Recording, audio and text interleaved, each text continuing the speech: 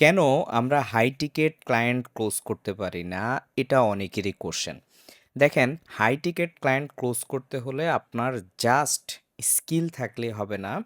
Skill বলতে আমি বুঝাচ্ছি আপনি যেই স্কিলটা পারেন সেটা হতে পারে ডিজিটাল মার্কেটিং বা ওয়েব ডেভেলপমেন্ট বা গ্রাফিক ডিজাইন। জাস্ট এই স্কিলটা থাকলেই হবে না। এটার পাশাপাশি আপনাকে আরও অনেকগুলো স্কিল বিল্ড আপ করতে হবে।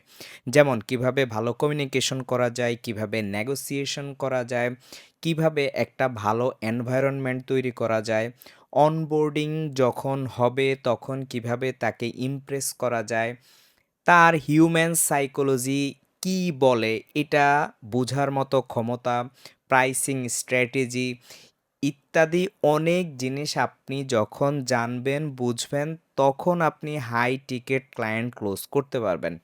আদারওয়াইজ জাস্ট যদি আপনি ওই যেই স্কিলটা শিখেছেন, ওইটা দিয়েই আপনি যদি বলেন যে আপনি কিভাবে হাই টিকেট ক্লায়েন্ট পাবেন, তাহলে কিন্তু হবে না। কারণ মাল্টিপল স্কিলের সমন্বয়ে যেই জিনিসগুলো তৈরি হয়, সেটা দিয়েই আপনি হাই টিকেট ক্লায়েন্ট ক্লোজ করতে পারবেন।